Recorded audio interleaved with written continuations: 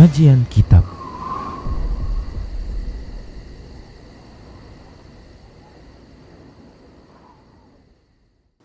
Bismillah, assalamualaikum warahmatullahi wabarakatuh.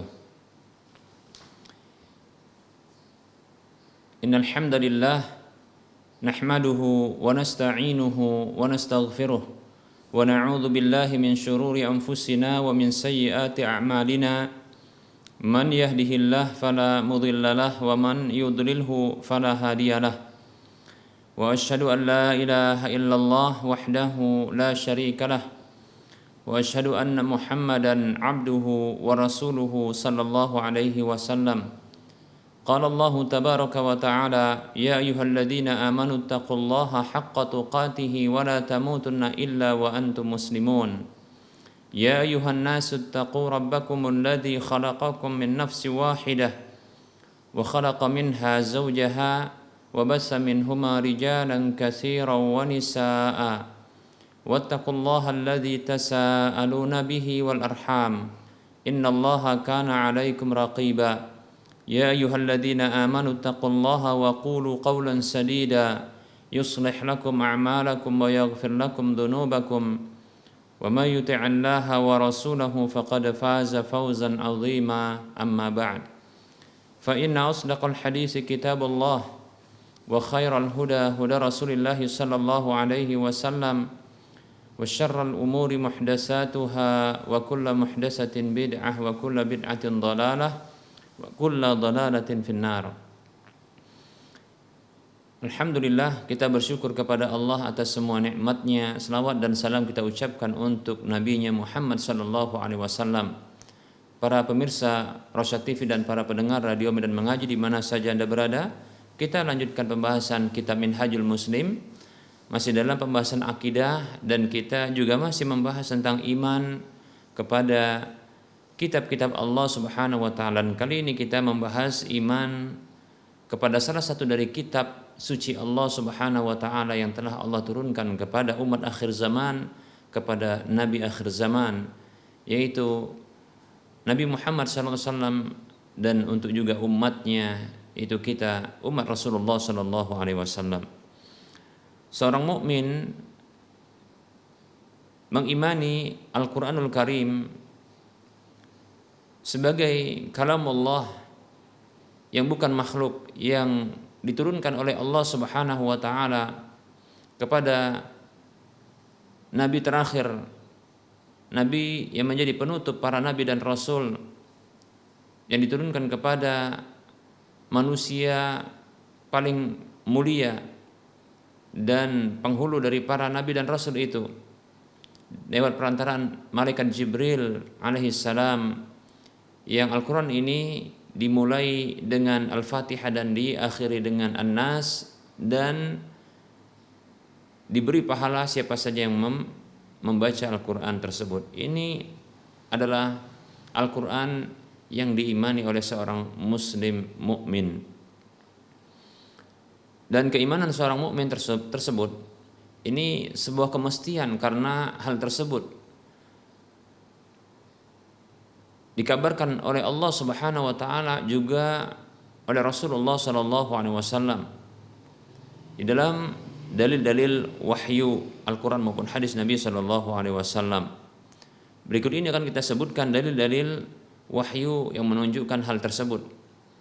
Allah Subhanahu wa taala mengkabarkan tentang diturunkannya Al-Qur'an kepada Nabi Muhammad sallallahu alaihi wasallam.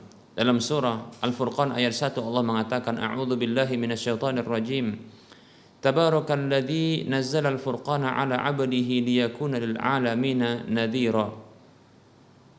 Maha suci Allah Subhanahu wa taala, zat yang telah menurunkan Al-Furqan, yaitu Al-Qur'an. Al-Furqan maksudnya adalah pembeda. Al-Qur'an disebut dengan Al-Furqan dikarenakan Al-Qur'an ini membedakan antara orang-orang yang berada di atas kebenaran dari orang-orang yang berada di atas kebatilan. Orang-orang yang menjadi orang-orang yang bahagia dan orang-orang yang akan menjadi orang-orang celaka.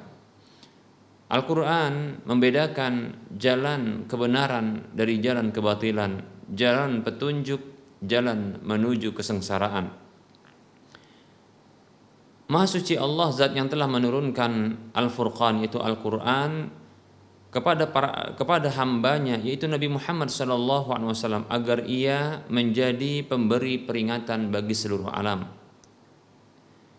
Allah mengkabarkan demikian kepada kita, maka wajib kita sebagai seorang mukmin dan muslim mengimani hal tersebut, yaitu Al-Quran yang berfungsi sebagai pembeda antara kebenaran dengan kebatilan. Begitu juga orang-orangnya. Diturunkan kepada Nabi Muhammad SAW agar beliau menjadi pemberi peringatan bagi seluruh manusia, bahkan seluruh alam. Kemudian Allah Subhanahu wa taala berfirman di dalam surah Yusuf ayat 3, Allah mengatakan, A'udzu billahi minasyaitonir rajim.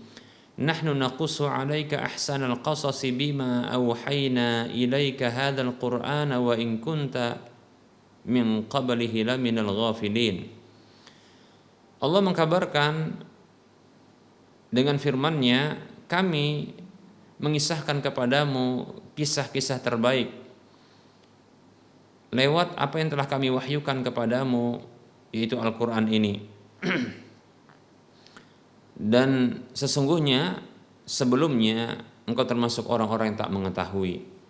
Ya, ini wajib juga kita imani, ya, bahwa Al-Quran itu memuat kisah-kisah. Al-Quran, di antara kandungan Al-Quran itu adalah kisah-kisah yang banyak pelajaran di dalamnya. Bahkan kisah-kisah tersebut adalah kisah terbaik yang Allah Subhanahu wa taala kisahkan di dalam Al-Quran, dan itu lewat wahyu Allah Subhanahu wa taala kepada Nabi kita Muhammad sallallahu alaihi wasallam. Padahal Rasulullah SAW dahulu tidak mengetahui kisah-kisah tersebut. Demikian para hamba Allah rahimani wa rahimakumullah. Kemudian Allah Subhanahu wa taala berfirman dalam surah An-Nisa ayat 105. Allah mengatakan, A'udzu billahi minasyaitonir rajim. Inna anzalna ilaikal kitaba bil haqqi litahkuma bainan nasi bima arakallah. Allah berfirman yang artinya, sesungguhnya kami telah turunkan Al-Quran, kitab itu, yaitu kitab suci itu, yaitu Al-Quran kepadamu wahai Muhammad sallallahu alaihi wasallam, dengan membawa kebenaran, agar engkau bisa memutuskan di tengah-tengah manusia dengan apa yang telah Allah Subhanahu wa taala tampakkan kepadamu. Baik para hamba Allah rahimani rahimakumullah, seorang mukmin muslim wajib mengimani bahwa Allah Subhanahu wa taala telah menurunkan kitab suci yang khusus dengan membawa kebenaran itu kepada Nabi Muhammad sallallahu alaihi wasallam. Dan kitab suci tersebut adalah Al-Qur'an, yang dengan kitab suci tersebut di dalamnya terdapat perkara-perkara yang akan menyelesaikan permasalahan-permasalahan yang ada di tengah manusia. Dan itu berdasarkan wahyu dari Allah Subhanahu wa taala untuk menyelesaikan masalah tersebut, ya. Nah, tentunya ini dalil yang menunjukkan bahwasanya Nabi kita Muhammad SAW tidaklah berbicara kecuali atas dasar wahyu dari Allah, bimbingan dari Allah Subhanahu wa taala, memutuskan perkara-perkara, ya, di tengah-tengah manusia. Dan ini tentunya bukan hanya terbatas pada umat Islam di awal-awal dahulu, tapi ini berlaku juga bagi umat-umat, ya, beliau seterusnya. Demikian para hamba Allah rahimani wa rahimakumullah, ya. Nah, kita harus terima keputusan Nabi sallallahu alaihi wasallam tersebut, dan itu tertuang di dalam Al-Qur'an beserta dengan penjelasan yang terdapat di dalam hadis-hadis beliau sallallahu alaihi wasallam. Kemudian Allah Subhanahu wa taala berfirman di dalam surah Al-Maidah ayat 15. Allah mengatakan, A'udzu billahi minasyaitonir rajim. Ya ahlal kitabi qad ja'akum rasuluna yubayyinu lakum katsiran mimma kuntum tukhfuna minal kitab wa ya'fu an katsir. Qad ja'akum minallahi nurun wa kitabun mubin yahdi bihi Allahu man ittaba'a ridwanahu subulas salami wa yukhrijuhum minadh dhulumati ilan nur bi'idhnihi wa yahdihim ila siratim mustaqim.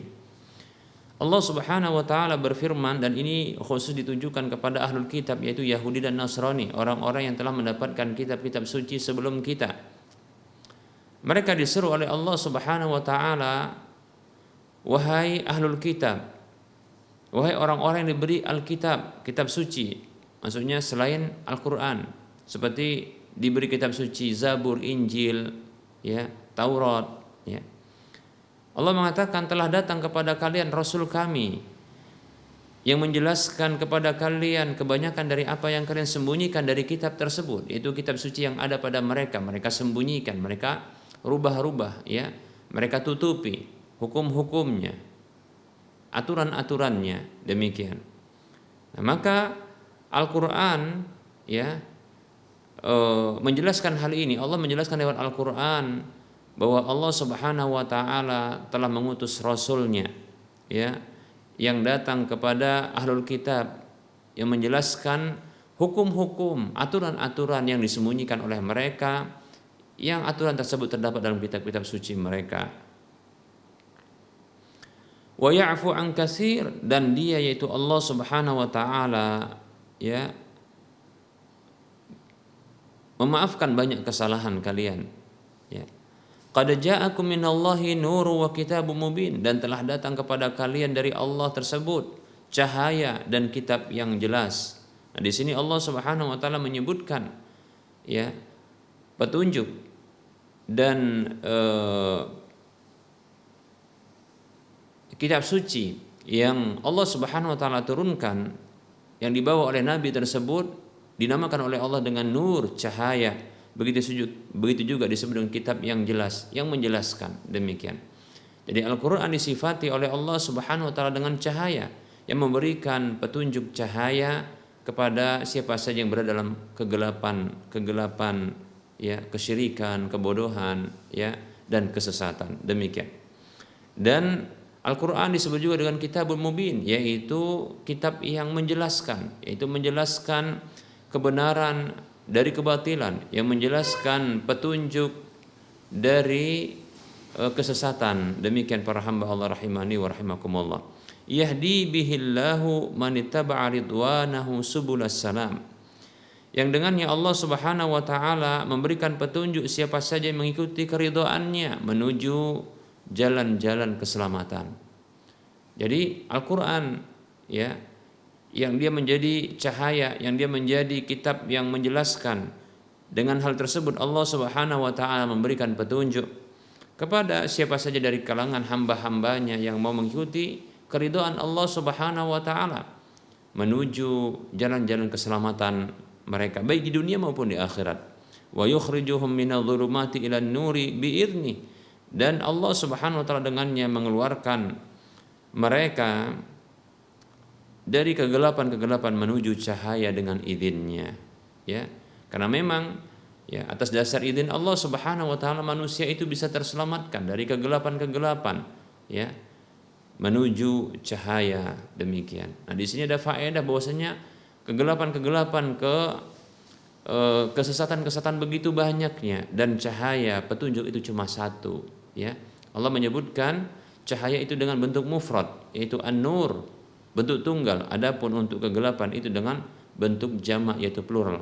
Oleh karenanya di sini perlu kita ketahui bahwasanya jalan kesesatan itu, ya, banyak sekali, ya, kesesatan, penyimpangan itu sangat banyak sekali. Adapun kebenaran, ya, itu satu. Sebaliknya kebatilan itu banyak sekali. Oleh karenanya ikuti jalan yang satu ini, jalan Allah Subhanahu wa taala, cahaya yang tertuang di dalam Al-Qur'an, ya, dan hadis-hadis Nabi sallallahu alaihi wasallam. Wa yahdihim ila siratim mustaqim, dan dengannya Allah Subhanahu wa taala memberikan petunjuk kepada mereka,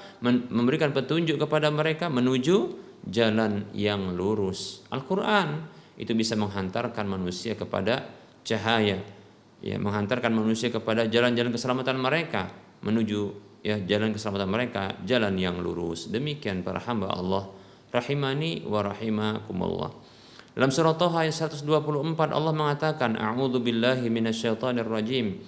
Faman ittaba'a hudaya fala yadhillu wa la yashqa.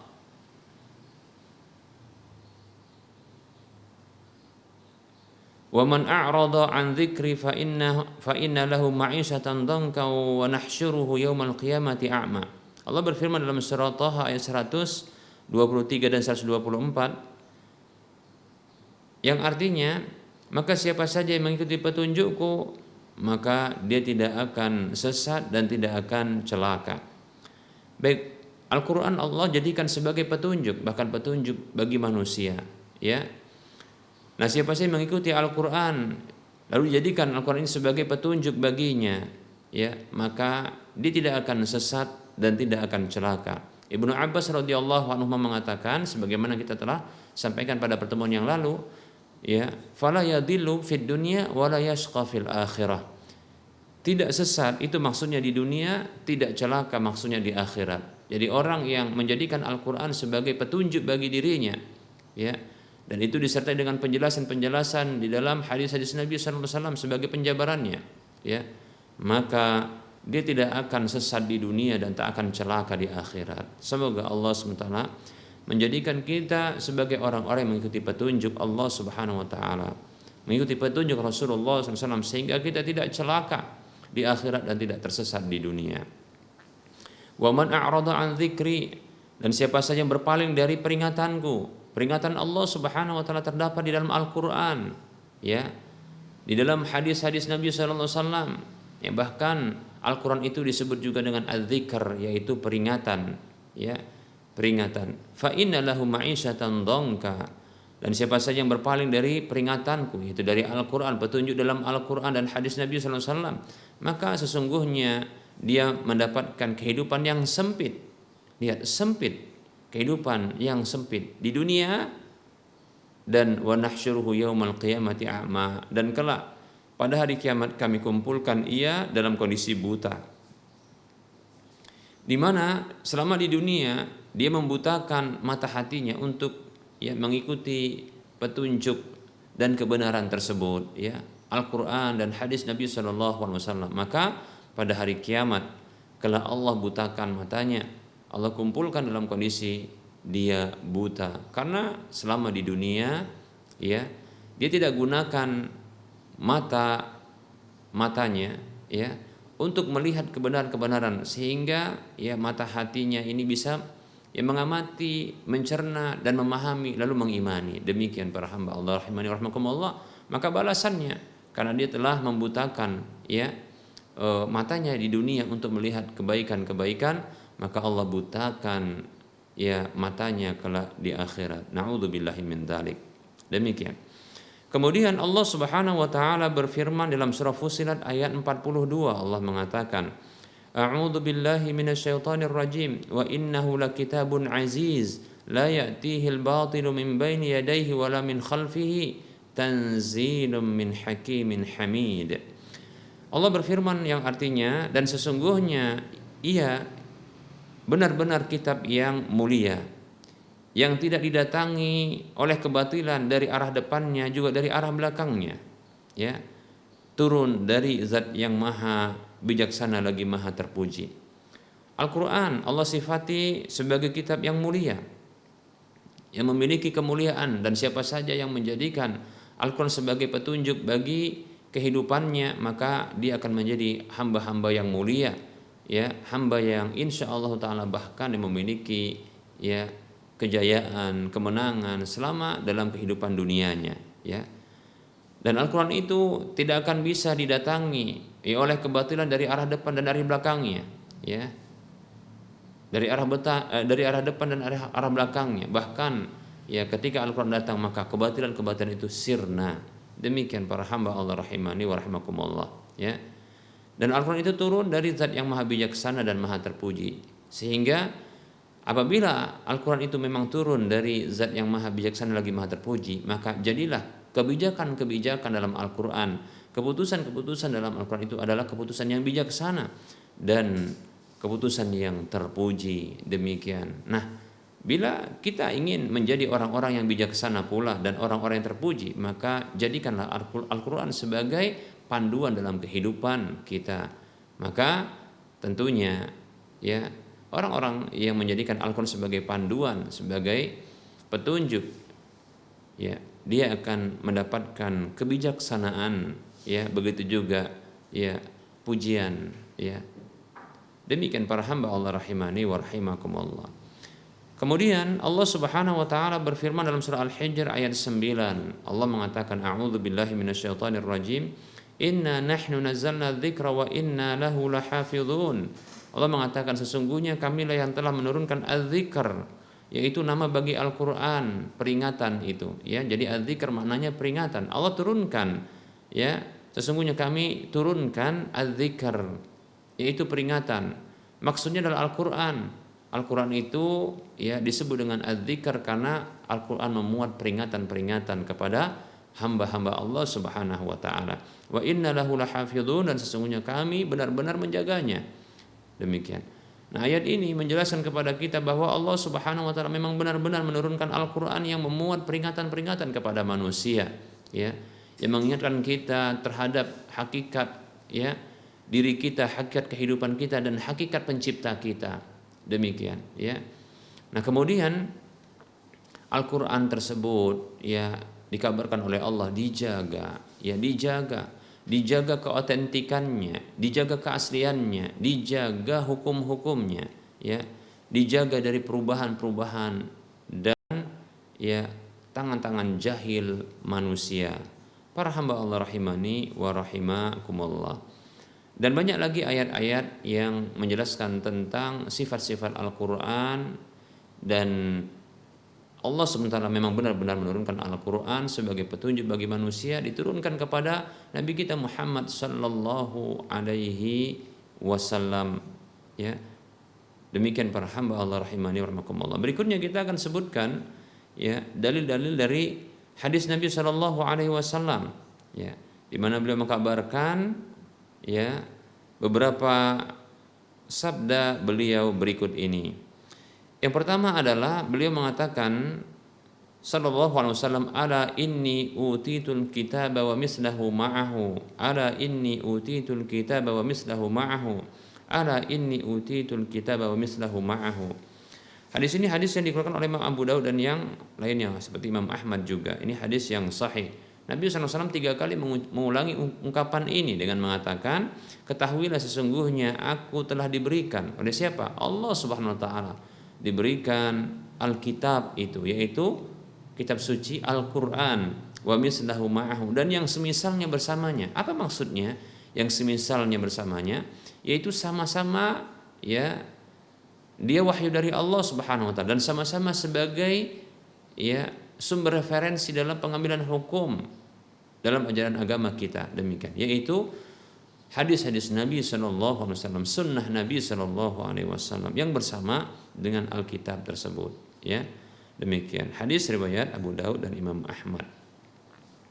Begitu juga Nabi kita Muhammad sallallahu alaihi wasallam pernah bersabda, khairukum man ta'allama al-Qur'ana wa 'allamahu. Hadis riwayat Abu Daud, Tirmidzi dan Ibnu Majah.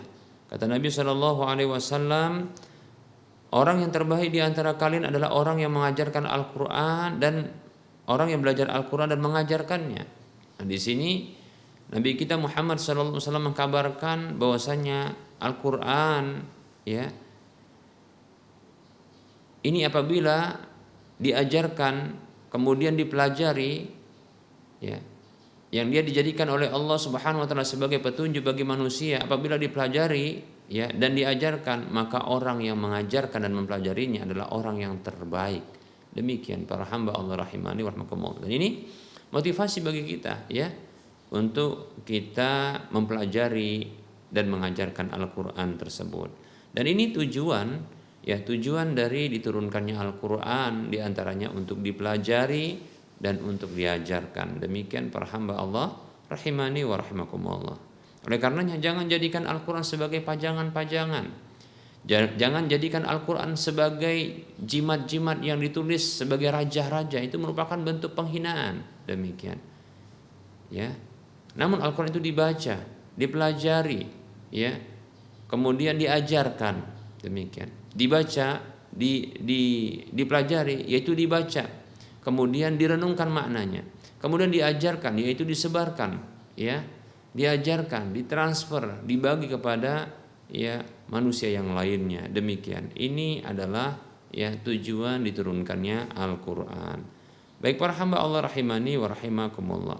Dan Rasulullah Shallallahu alaihi wasallam beliau bersabda dalam hadis yang lain, la hasada illa fisnataini. Tidak boleh ada hasad kecuali pada dua hal. Rajulun atahu Allahul Qur'ana fahuwa yatluhu ana al-laili wa ana an-nahari. Yang pertama adalah seseorang yang telah diberikan oleh Al-Qur'an oleh Allah Subhanahu wa taala, ya. Seseorang yang telah diberikan oleh Allah Al-Qur'an lalu dia membacanya di sepanjang malam dan siang hari, ya, di pertengahan malam dan siang hari. Ya, ini Al-Qur'an diturunkan oleh Allah Subhanahu wa taala untuk dibaca, ya. Orang yang telah mendapatkan ya Al-Qur'an ini lalu dia membacanya, kemudian menghafalnya, ya. Maka ini menunjukkan keutamaan dan kelebihan yang luar biasa, sampai-sampai ya kelebihan yang seperti ini tidak boleh dihasati, karena kita punya potensi dan peluang untuk bisa seperti ini, ya, membacanya di siang hari dan di malam hari. Demikian. Kemudian warajulun atahu Allahu malan fahuwa yunfiquhu ana al-laili wa ana an-nahari. Dan yang kedua adalah seseorang yang Allah berikan kepadanya harta lalu dia menginfakkannya di malam hari dan di siang hari. Demikian. Hadis ini hadis yang sahih riwayat Bukhari. Nah, ini tentunya keutamaan yang besar, sampai-sampai tidak boleh hasad ya kepada orang yang memiliki keutamaan yang besar ini. Yang pertama adalah orang yang diberikan Al-Qur'an oleh Allah Subhanahu wa taala, lalu dia membacanya, dia menghafalnya terlebih dahulu, kemudian membacanya seterusnya ya di siang hari dan di malam hari. Begitu juga yang kedua adalah orang yang diberikan harta, ya kemudian dia berinfak dikala ya siang dan malam hari. Demikian para hamba Allah rahimani wa rahimakumullah. Berikutnya adalah sabda Nabi Shallallahu alaihi wasallam yang beliau bersabda, "Ma minal anbiya'i nabiyyun illa wa qad u'tiya minal ayati ma mithluhu amana 'alaihil basharu wa inna ma kana alladhi utituhu wahyan awhahu Allahu ilayya fa arju an akuna aktsarahum tabi'an yaumal qiyamati." Kata Nabi Shallallahu alaihi wasallam ya dalam hadis yang diriwayatkan oleh Imam Muslim, Nabi SAW bersabda, tidak ada seorang nabi dari kalangan para nabi kecuali telah diberikan kepadanya ya dari ayat-ayat yang semisal ya yang manusia mempercayainya dan manusia itu mengimaninya, ya. Dan sesungguhnya aku telah diberikan ya wahyu oleh Allah Subhanahu wa taala yang telah diwahyukan kepadaku, maka aku berharap ya maka aku berharap semoga aku ya adalah orang yang paling banyak pengikutnya pada hari kiamat. Hadis riwayat Muslim. Nabi SAW mengkabarkan kepada kita bahwasanya ya setiap nabi dan rasul itu diberikan wahyu oleh Allah Subhanahu wa taala, ayat-ayat yang semisal ya yaitu wahyu dari Allah, firman-firman Allah Subhanahu wa taala yang manusia-manusia itu bisa meyakini dan mempercayai dan mengimaninya. Demikian. Nah, seperti itu. Termasuk Nabi SAW, hanya saja Nabi SAW berharap kepada Allah Subhanahu wa taala agar dengan Al-Qur'an yang diberikan oleh Allah Subhanahu wa taala kepada beliau, nah ini banyak yang mengikutinya, banyak mengikuti beliau dan mengikuti Al-Qur'an tersebut. Demikian. Mengapa? Karena ternyata Al-Qur'an ya bila dibandingkan dengan ya kitab-kitab suci yang lain adalah ini Al-Qur'an yang begitu luar biasa ya, yang dia asli, otentik, seterusnya selamanya tak akan pernah dirubah-rubah oleh tangan-tangan jahat manusia. Kemudian berikutnya Al-Qur'an ini memuat pelajaran-pelajaran yang luar biasa ya, yang ini mengandung maslahat bahkan dalam kehidupan dunia maupun kehidupan akhirat, seperti itu. Bahkan memuat juga pengkabaran-pengkabaran tentang ya ilmu-ilmu ya alam semesta ini ya, ilmu-ilmu yang ada di alam semesta ini. Nah, seperti itu. Ya, oleh karenanya kita dapatkan ternyata ya Al-Quran ini memang memuat ilmu-ilmu, ya terkadang dia memuat ilmu-ilmu umum, ya seperti contohnya geografi, ya astronomi, ya geologi dan seterusnya, demikian ya. Dan Nabi SAW bersabda dalam hadis yang lainnya, "Lau kana Musa au Isa hayyan lam yasa'hu illa tibai." Hadis ini hadis ya yang diriwayatkan oleh Imam Abu Ya'la dengan lafaz yang berbeda. Ya, kata Nabi SAW, andaikan Musa atau Isa itu hidup, maka tidak leluasa baginya kecuali mengikutiku. Demikian. Ya, artinya andaikan pun Nabi Musa hidup saat ini atau Nabi Isa, dan insya Allah Nabi Isa memang masih hidup, ya insya Allah beliau akan turun pada akhir zaman kelak, ya beliau turun dan beliau akan ya berhukum dengan hukum Al-Quran, ya berhukum dengan hukum Al-Quran, bukan berhukum dengan hukum Injil, ya demikian. Ya, karena Rasulullah SAW ya mengatakan ya Musa, apabila Musa atau Isa alaihi wassalam itu hidup saat ini, maka keduanya tidak leluasa kecuali harus mengikuti Nabi Shallallahu alaihi wasallam.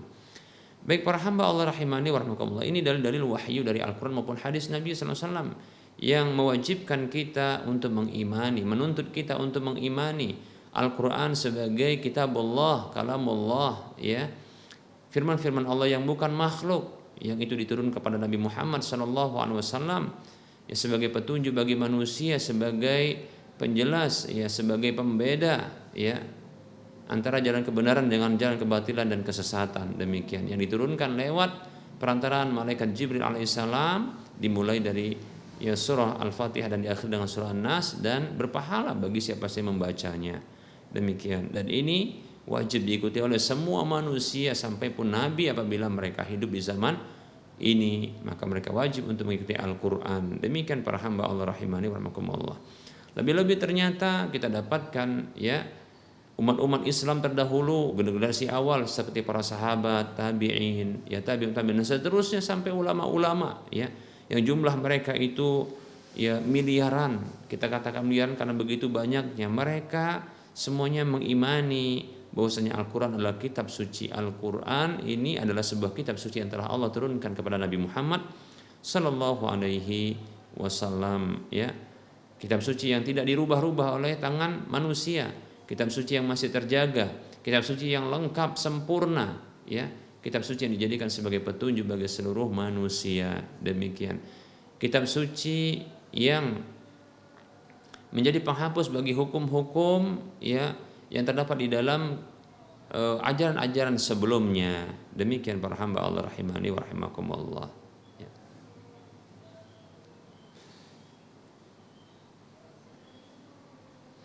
Baik para hamba Allah rahimani wa rahimakumullah, barangkali ini materi yang bisa kita sampaikan pada pertemuan kali ini. Insyaallah taala kita akan lanjutkan pada waktu mendatang dan kita buka sesi soal jawab, dan sudah ada pertanyaan yang masuk ya.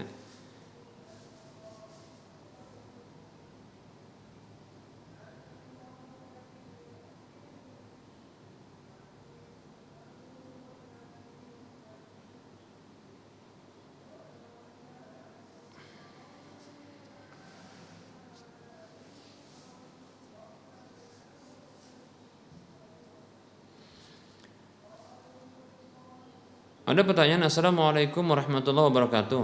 Apa hukumnya seorang istri yang sedang telat datang bulan lantas meminum obat atau jamu untuk melancarkan haidnya, namun alasan utamanya karena merasa belum siap untuk hamil lagi? Waalaikumsalam warahmatullahi wabarakatuh.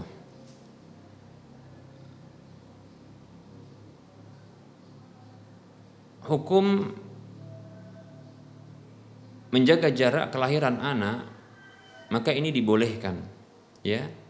Hukum ya menjaga jarak kelahiran anak, maka ini dibolehkan, ya. Dengan syarat ya tentunya pertama adalah izin dari suami tentunya, ya. Bila sang istri melakukan demikian, Dan yang kedua adalah tidak menutup sama sekali jalan kelahiran tersebut, ya, atau jalan kehamilan tersebut, ya, tidak menutup, ya, demikian. Ya. Adapun melakukan usaha-usaha yang sekiranya ini akan mengakibatkan, ya, jarak kelahiran yang ini begitu jarang, maka insya Allah Ta'ala ini tidak masalah. Baik, saya akan berikan satu penjelasan bahwa sesungguhnya metode syar'i, ya, di dalam pengaturan jarak, ya, ini sangat lengkap insya Allah Ta'ala, ya. Ketahui bahwasanya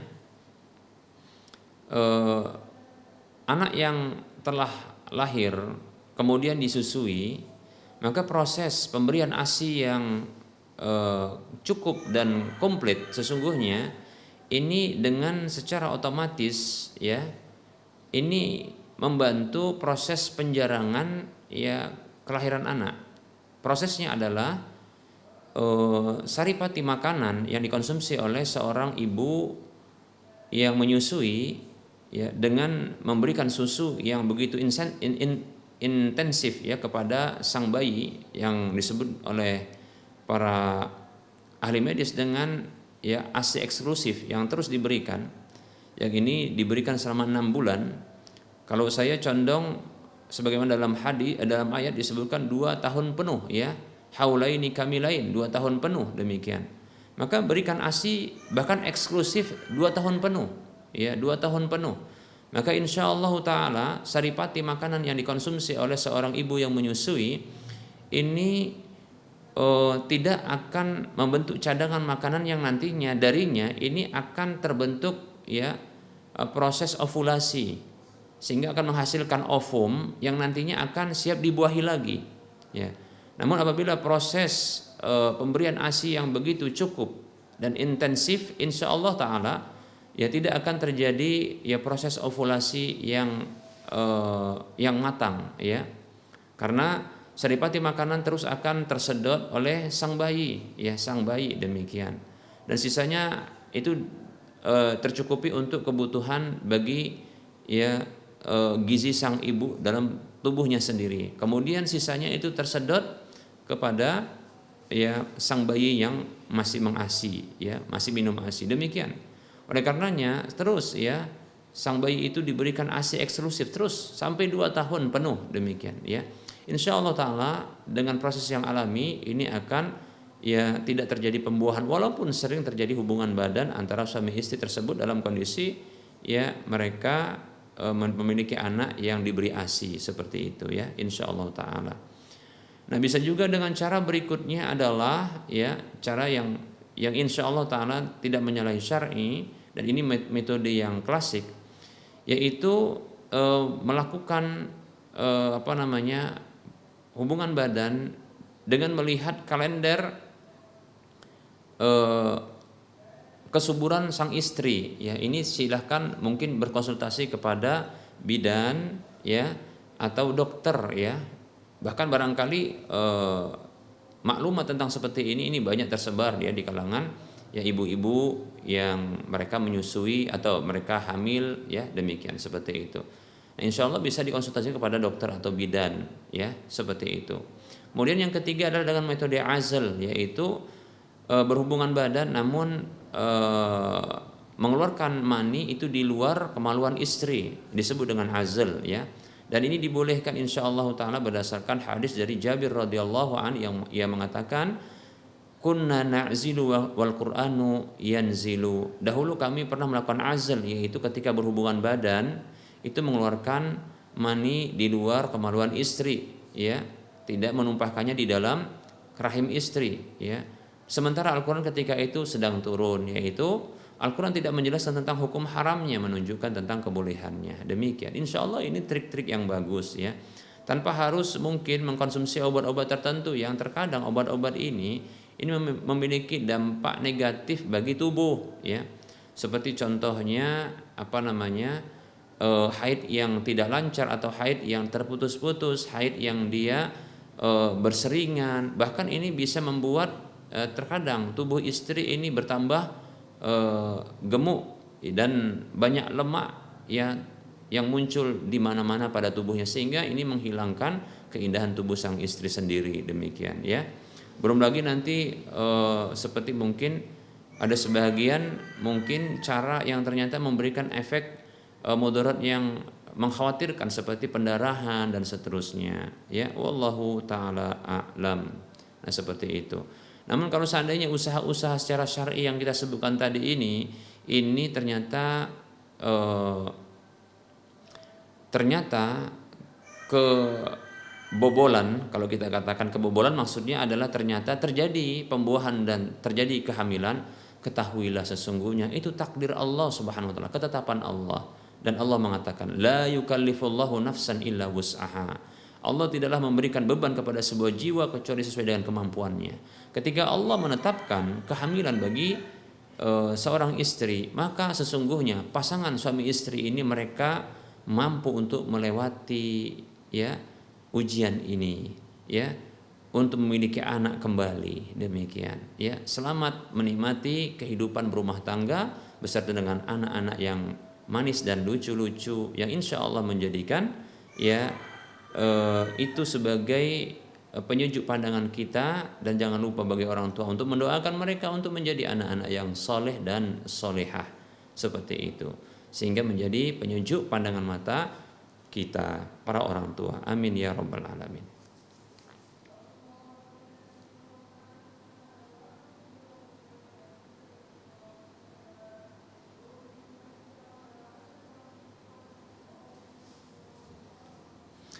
Ada pertanyaan, Assalamualaikum warahmatullahi wabarakatuh. Saya mau bertanya Ustadz, saya ada tawaran hutang uang di bank tanpa ada bunga 0%. Hanya saja saya diberikan beban biaya proses administrasi sebesar yang disepakati. Contoh, ya, uang yang mau hendak dihutangkan adalah 120 juta selama 12 bulan. Tiap bulan hanya bayar 10 juta.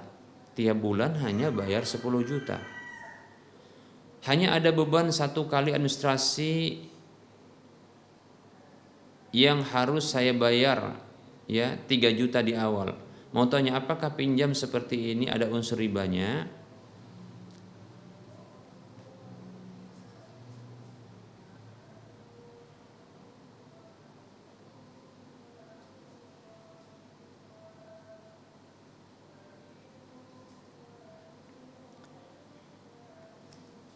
Waalaikumsalam warahmatullahi wabarakatuh.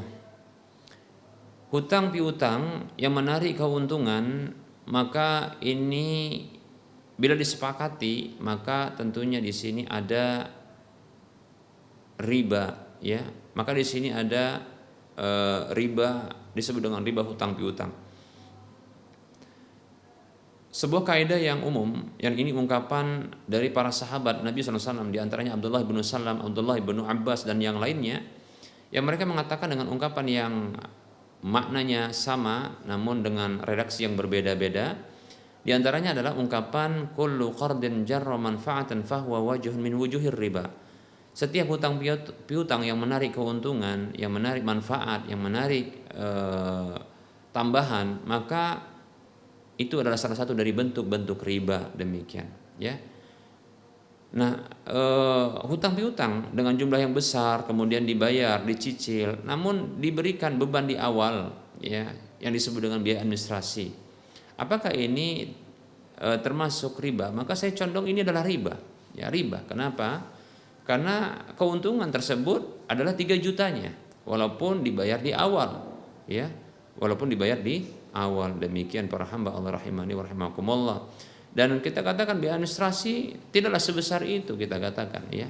Biaya administrasi ya paling tidak mungkin sekitar 100.000 ya, demikian. Hanya biaya kertas, biaya mungkin biaya